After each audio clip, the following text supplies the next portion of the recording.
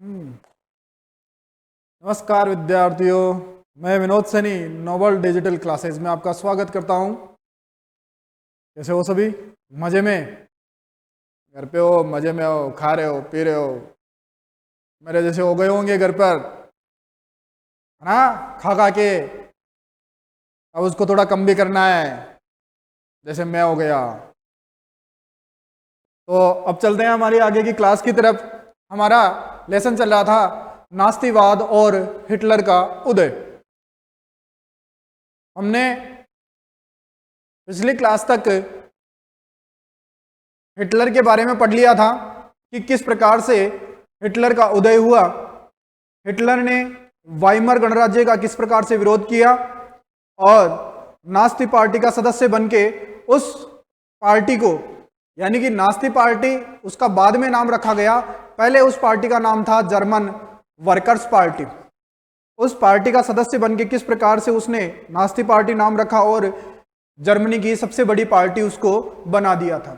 लोगों का जन समर्थन हासिल किया अपने भाषणों के माध्यम से, लोगों को विश्वास दिलाया कि आपके ऊपर जो अत्याचार हो रहा है, जो जर्मनी के साथ जो नाइंसाफी प्रथम विश्व युद्ध के समय मित्र राष्ट्रों द्वारा की गई है, उस नाइंसाफी का बदला मैं लूंगा। इस कारण लोग उसके समर्थन में आ गए। अब देखिए उसने सबसे पहले क्या किया, चुनाव लड़े, चुनाव के माध्यम से अपनी पार्टी को सबसे बड़ी पार्टी बना दिया।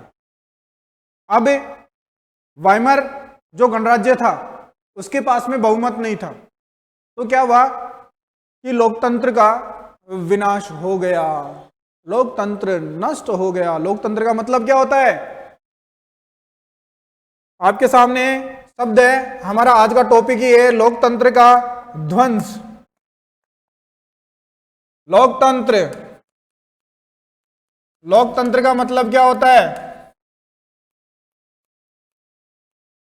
लोक यानी लोग या जनता, और तंत्र का मतलब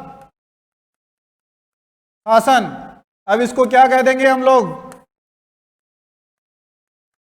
जनता का शासन।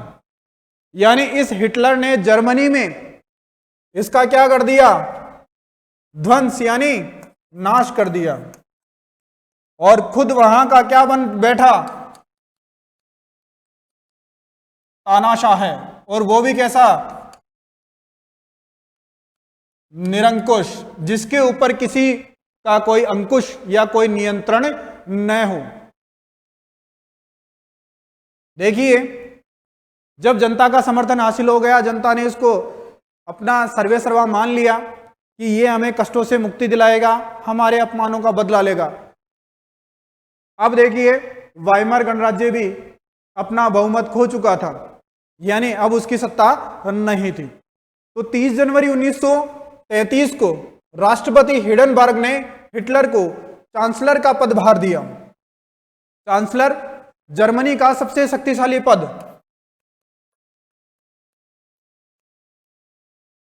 यानी कि जर्मनी के तत्कालीन जो राष्ट्रपति थे, उस समय के जो राष्ट्रपति थे हिडेनबर्ग, इन्होंने हिटलर को चांसलर बना दिया।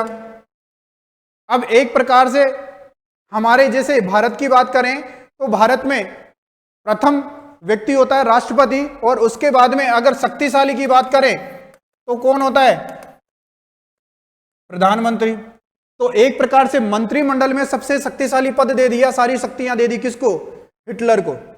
अब जब सारी शक्तियां इसके पास में आ गई तो जाहिर सी बात है बनना यही बनेगा, क्योंकि यह लोकतंत्र से घृणा करता था।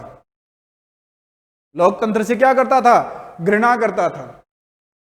अब देखिए तब तक नास्ती पार्टी रूढ़िवादियों को भी अपने उद्देश्य से जोड़ चुकी थी, यानी 1933 तक नास्ती पार्टी ने जो परंपरागत जो रूढ़िवादी थे उन लोगों को भी अपने समर्थन में ले लिया था, ताकि उसको सत्ता हासिल करने में आसानी रहे।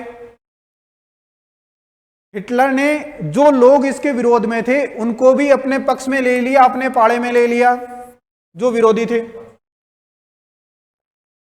अब इसको शासन करने में आसानी हो गई। अब देखिए आगे क्या किया इसने। सत्ता हासिल करने के बाद हिटलर ने लोकतांत्रिक शासन की संरचना संस्थानों को भंग करना शुरू कर दिया। हो रहा है लोकतंत्र का नाश, जनता के शासन का नाश हो रहा है। जो लोकतांत्रिक संस्थाएं थी, जो लोगों के लिए कार्य कर रही थी, सार्वजनिक जो संस्थाएं थी, सबसे पहले उनको भंग करना प्रारंभ कर दिया इसने। वो नष्ट हो गई। फिर बाद में देखिए आगे क्या किया। फरवरी माह में जर्मन संसद भवन में हुए रहस्यमय अग्निकांड से उसका रास्ता और साफ हो गया। अब जब वहां का चांसलर यानी सबसे शक्तिशाली है और जर्मनी की संसद में आग लग जाए, जबकि सबको पता है कि वह इन सबका नाश करना चाहता है, रहस्यमय यानी आग लगने के कारणों का पता ही नहीं चल पाया कि संसद भवन में आग कैसे लगी, और जैसे ही आग लगी वहां का सब कुछ नष्ट हुआ, डॉक्यूमेंट्स वगैरह, वैसे ही इसका रास्ता और क्लियर हो गया जो कांटों से भरा हुआ था। कांटों से भरा हुआ रास्ता तो इसने पहले देखा था जब ये वाइमर गणराज्य का विरोध कर रहा था, जब इसको देशद्रोही बना दिया गया था, देशद्रोही घोषित कर दिया था, तब इसके लिए वो रास्ता कठिन था। लेकिन जैसे ही इसने जर्मन वर्कर्स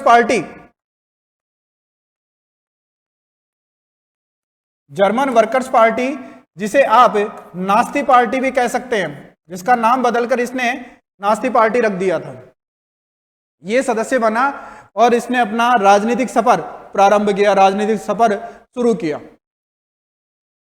28 फरवरी 1933 को जारी किए गए अग्नि अध्यादेश फायर डिक्री के जरिए अभिव्यक्ति, प्रेस एवं सभा करने की आजादी जैसे नागरिक अधिकारों को अनिश्चित काल के लिए निलंबित कर दिया।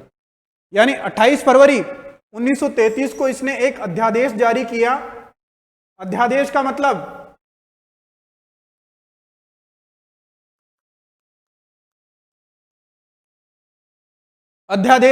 क्या होता है? देखिए हमारे भारत के संदर्भ में जब संसद का सत्र नहीं चल रहा हो,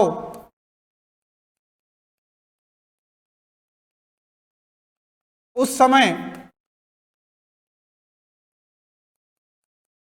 किसी कानून की आवश्यकता पड़े, कानून की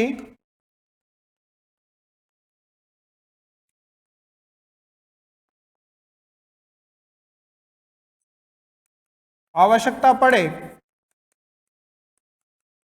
तो राष्ट्रपति द्वारा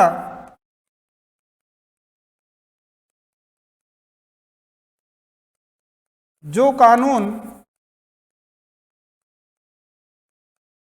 लागू किया जाता है उसे क्या कहते हैं? अध्यादेश कहते हैं। जो भारत में अधिकतम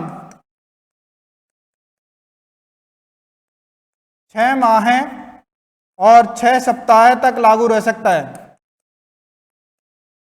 अब इसने क्या किया, संसद भवन में आग लगा दी, आग लग गई, संसद भवन का सत्र नहीं चल रहा, तो इसने क्या किया, 28 फरवरी 1933 को एक अध्यादेश जारी किया, और उस अध्यादेश, उस कानून के माध्यम से, यानी कि वो क्या था, एक प्रकार से कानून ही था, उस कानून के जरिए उसने क्या किया, अभिव्यक्ति यानी बोलना, सार्वजनिक स्थानों पर बोलने की आजादी, प्रेस समाचार पत्रों पर सभा करने की आजादी जैसे नागरिक अधिकारों को अनिश्चित काल के लिए, यानी कोई समय नहीं दिया कि इतने समय के लिए यह अधिकार आपके निलंबित किए जाते हैं, अनिश्चित काल के लिए इसने क्या कर दिया, इन पर रोक लगा दी। समझ में आ गया?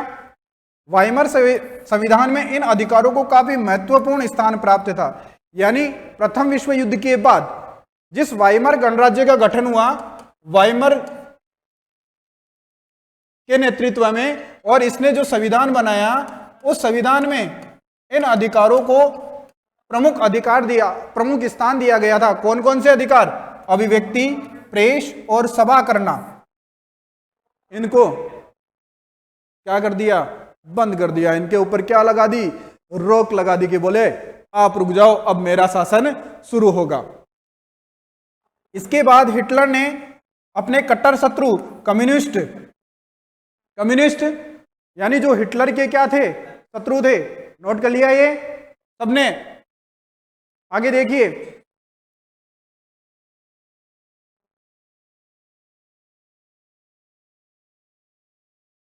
कम्युनिस्ट,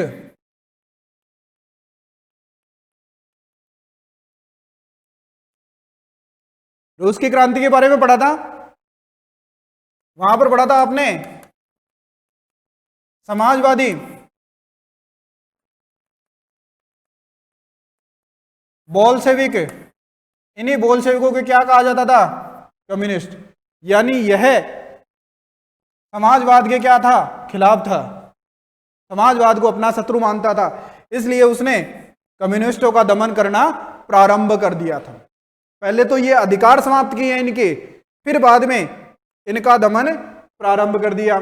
ज्यादातर कम्युनिस्टों को कंसंट्रेशन कैंपों में बंद कर दिया गया, यानी कि इनका दमन करने के लिए, इनको दबाने के लिए अलग से जेलें बनाई गई, जिन्हें कंसंट्रेशन कैंप कहा गया, और वहां पर इनका दमन किया गया। अब देखिए, इनको बंद कर दिया गया पकड़ पकड़ कर। ये क्या होते हैं, ये कैंप क्या थे, यहां पर बंद कर कर कैदियों को अंदर, और जहरीली गैस छोड़ दी जाती थी अंदर। वो कैदी उस जहरीली गैस के माध्यम से वहीं मर जाते थे। ये थे इसके कंसंट्रेशन कैंप।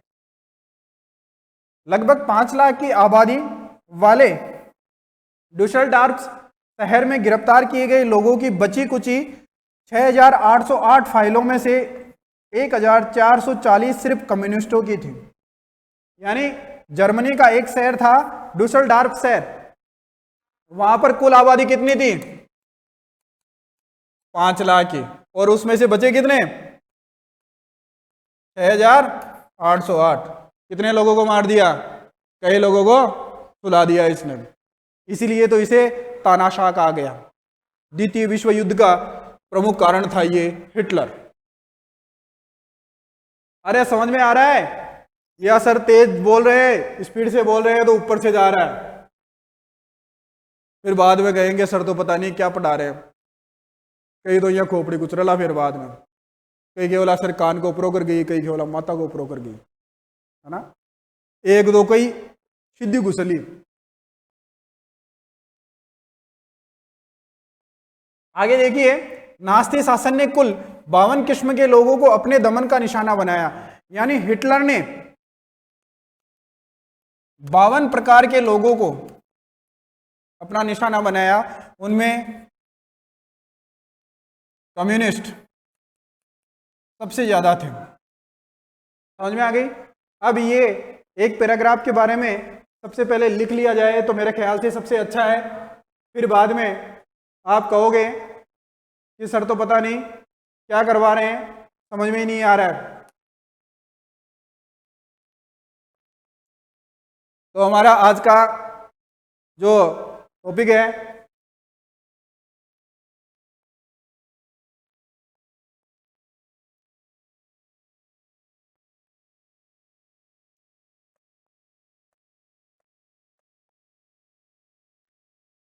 लिखिए, हेडिंग डालिए,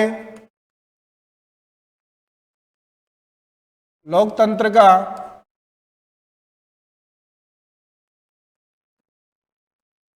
विनाश।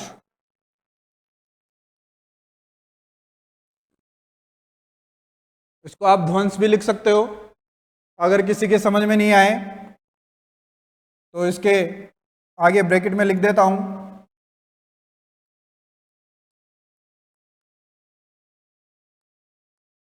ध्वंस।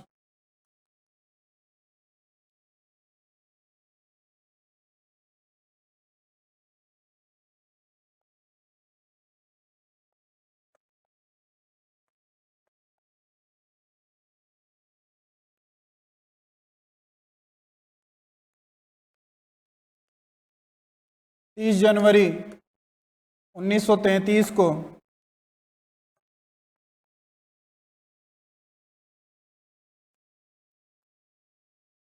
जर्मनी के तत्कालीन राष्ट्रपति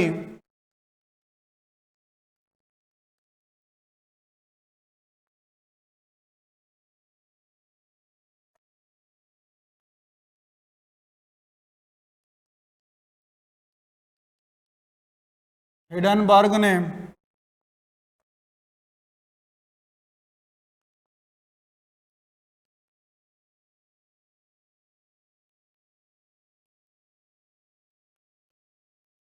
हिटलर को जर्मनी का चांसलर नियुक्त किया।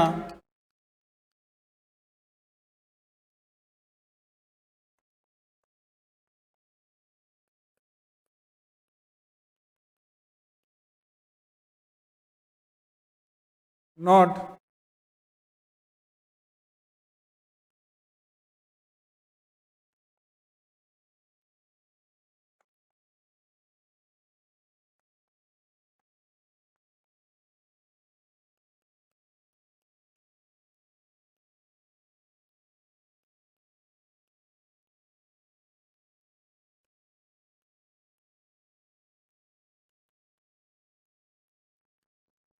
चांसलर जर्मन मंत्रिमंडल का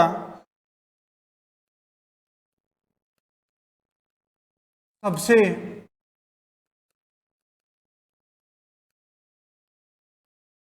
शक्तिशाली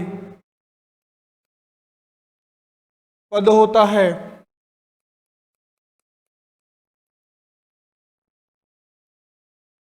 जैसे भारत में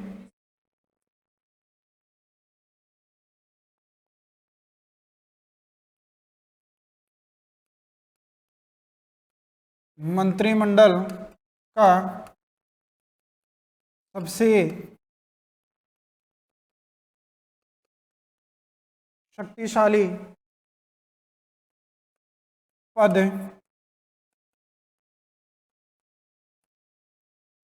प्रधानमंत्री का होता है। समझ में आ जाएगा ऐसे। ये मैंने अलग अलग कलर से इसलिए नोट किए हैं ताकि आपको भी ये याद रखना है।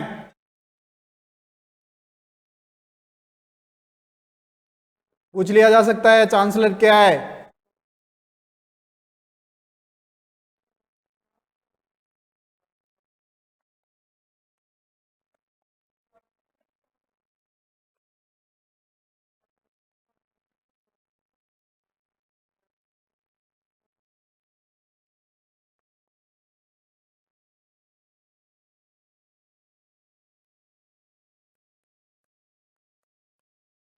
हिटलर ने चांसलर बनने के बाद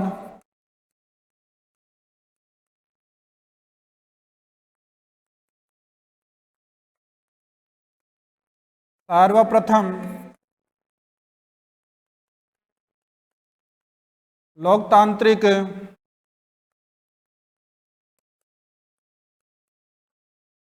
संस्थाओं को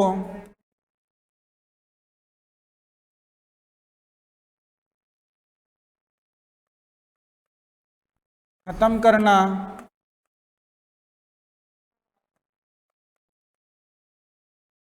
प्रारंभ किया।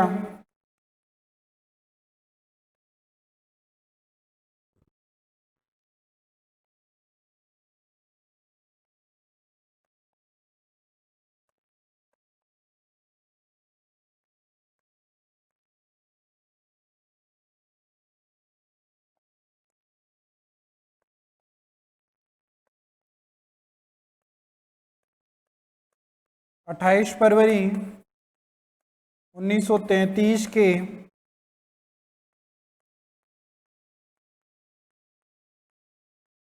अध्यादेश के माध्यम से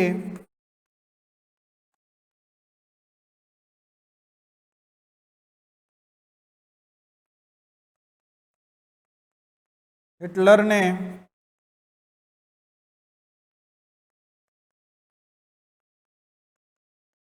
अभिव्यक्ति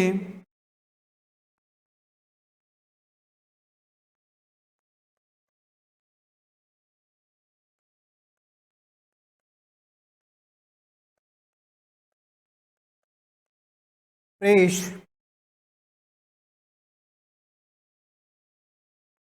तथा सभा करने की आज़ादी के अधिकार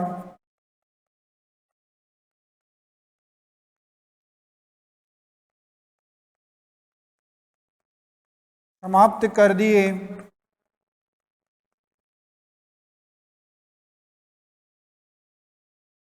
समाप्त कर दिए। जल्दी से नोट कीजिए, फटाफट कीजिए।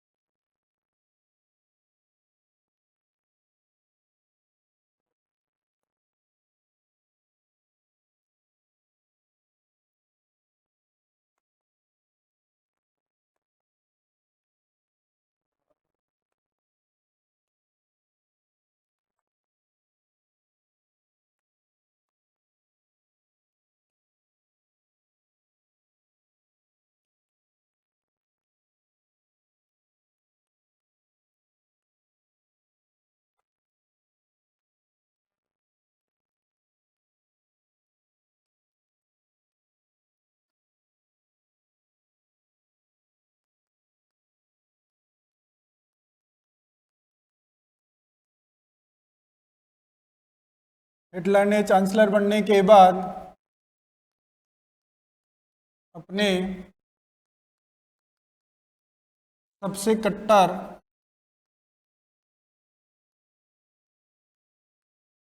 दुश्मनों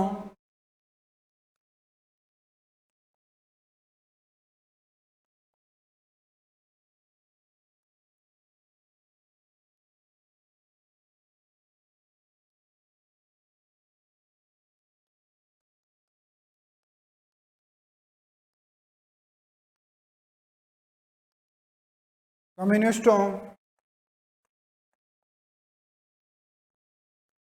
का दमन करना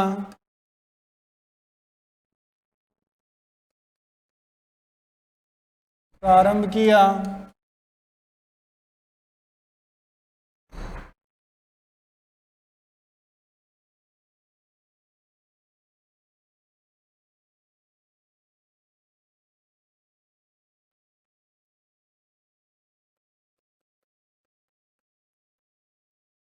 कम्युनिस्टों के दमन के लिए उसने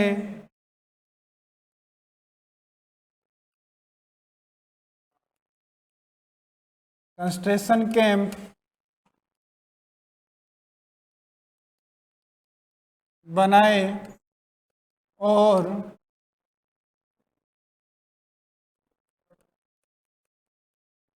लोगों की हत्या करना प्रारंभ किया।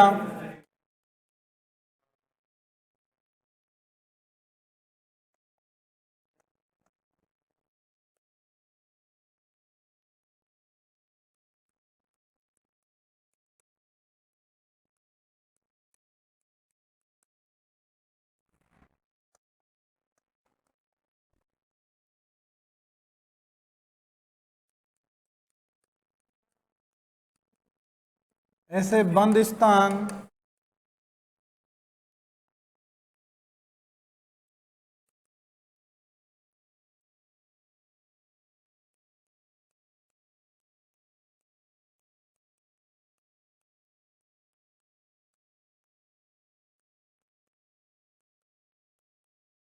कैदियों को बंद करके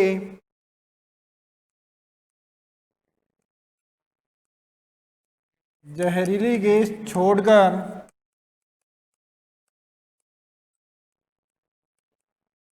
उनको मार दिया। जाता था।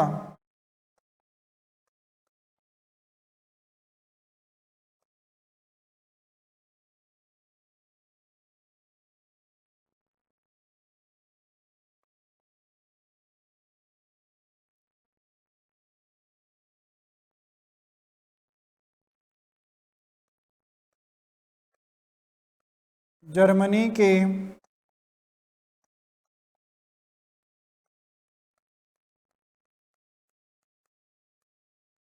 डुसलडॉर्फ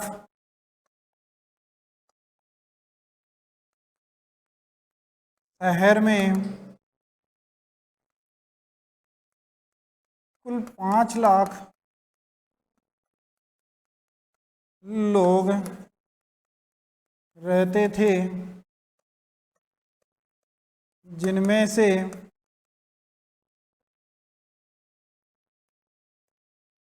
6,804 लोग और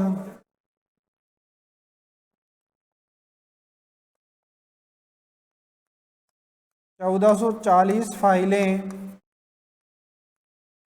ही शेष रही।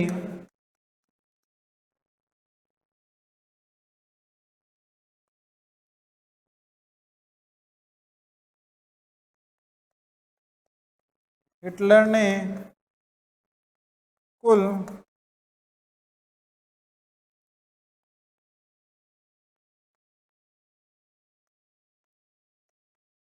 52 प्रकार के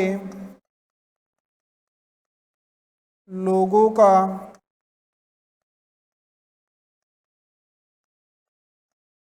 दमन किया था।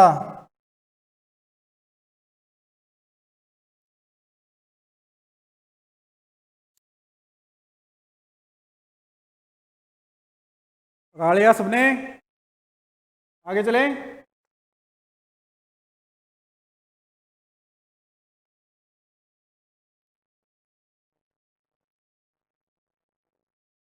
देखिए 3 मार्च 1933 को प्रसिद्ध विशेषाधिकार अधिनियम इनेबलिंग एक्ट पारित किया। इस कानून के जरिए जर्मनी में बाकायदा तानाशाही स्थापित कर दी गई। यानी कि देखिए 3 मार्च 1933 को या 3 मार्च 1933 को इसने इनेबलिंग एक्ट यानी विशेषाधिकार कानून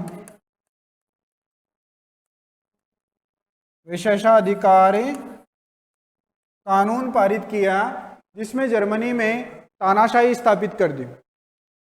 इस कानून की सहायता से उसने संसद को क्या कर दिया, गौण कर दिया, यानी संसद की शक्ति को क्या कर दिया, कम कर दिया। केवल अध्यादेशों के जरिए ही वह शासन चलाने लगा, क्योंकि संसद की शक्ति को तो क्या कर दिया था, इसने नष्ट कर दिया था। कानून बनाने हैं तो इसके लिए संसद में बहुमत की आवश्यकता होगी, इसलिए ये अध्यादेशों के माध्यम से ही शासन चलाने लगा था।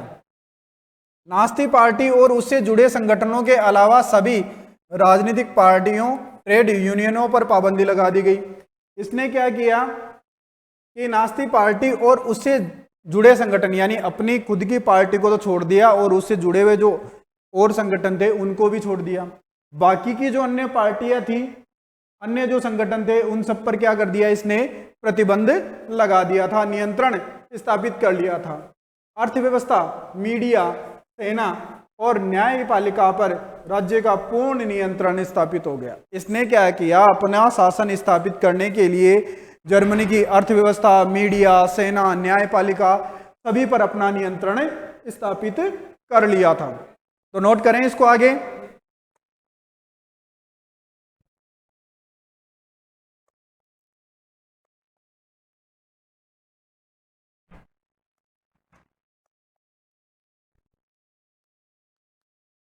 तीन मार्च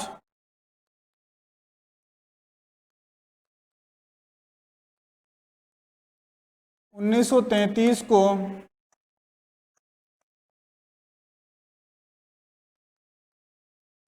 हिटलर ने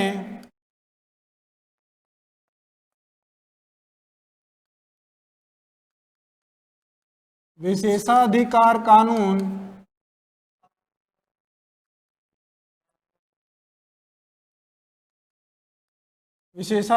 कानून या इनबेलिंग एक्ट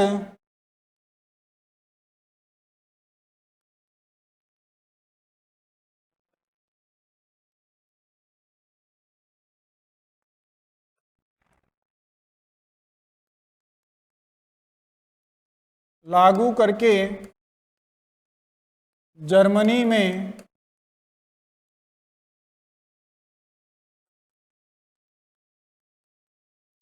तानाशाही का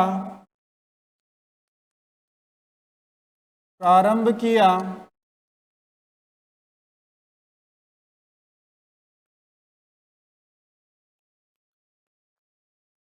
संसद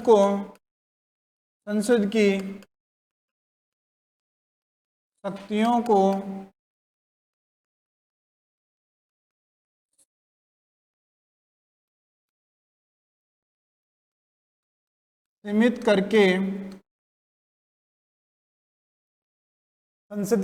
को सीमित करके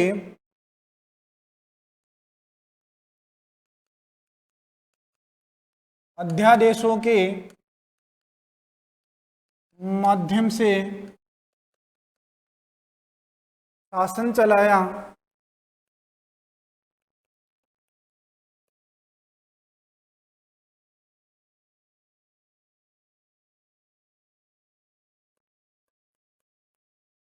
नास्ती पार्टी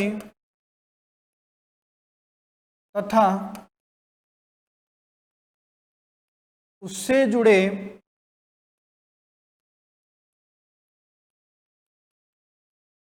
संगठनों के अलावा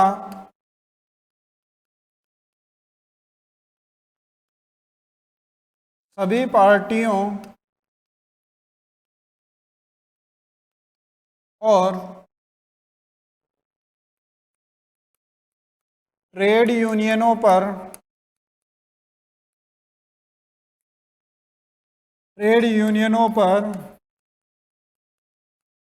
प्रतिबंध लगा दिया।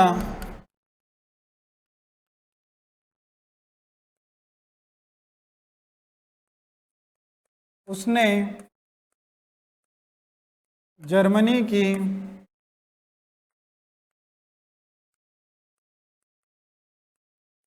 अर्थव्यवस्था, न्याय व्यवस्था, मीडिया सभी पर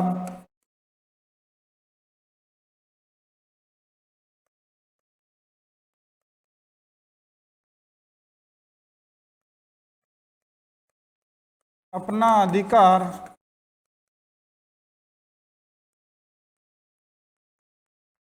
कर लिया था।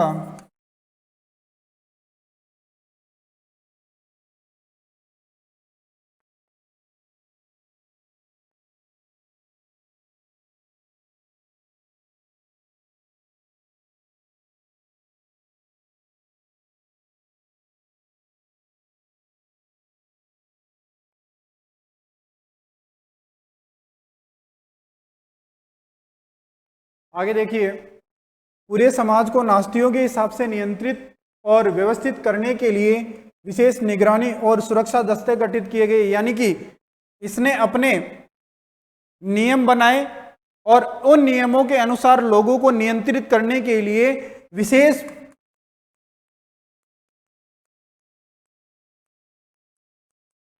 पुलिस की व्यवस्था की गई।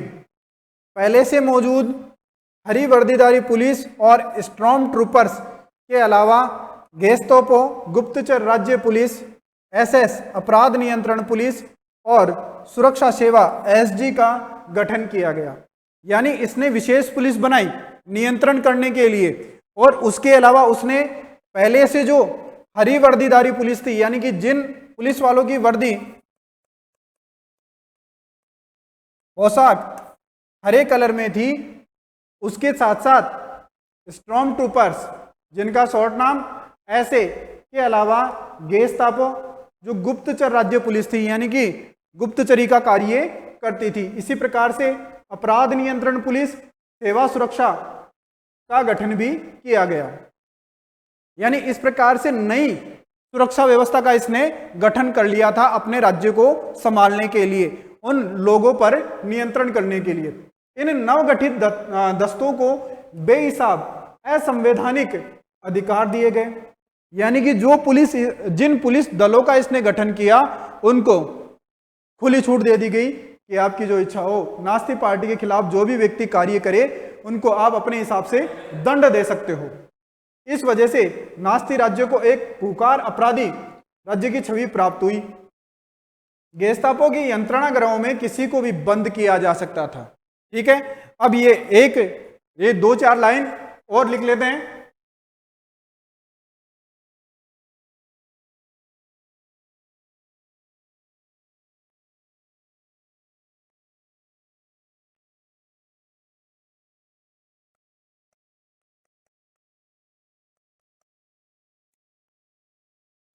जनता तथा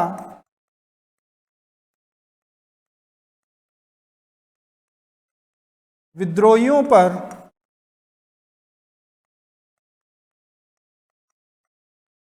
नियंत्रण करने के लिए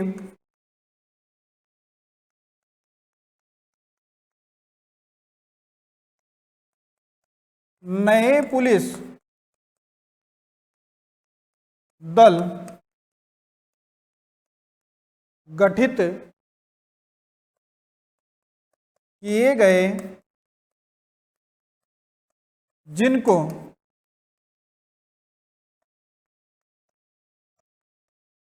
असीमित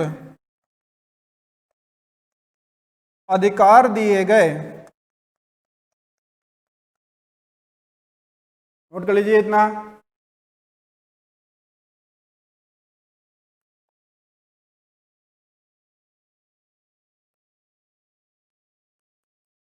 नए पुलिस दल निम्न है।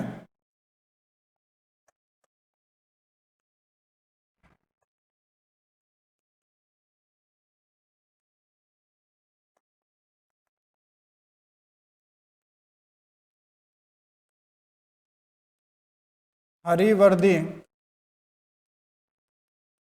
धारी पुलिस,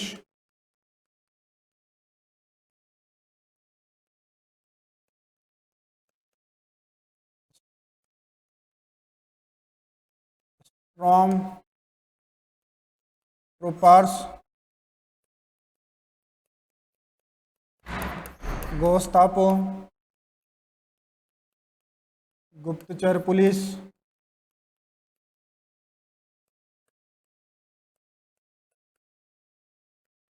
अपराध नियंत्रण पुलिस,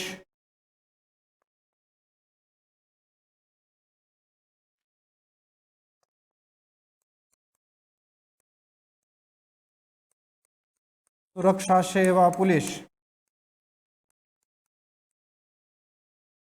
नोट कर लीजिए सभी इनको।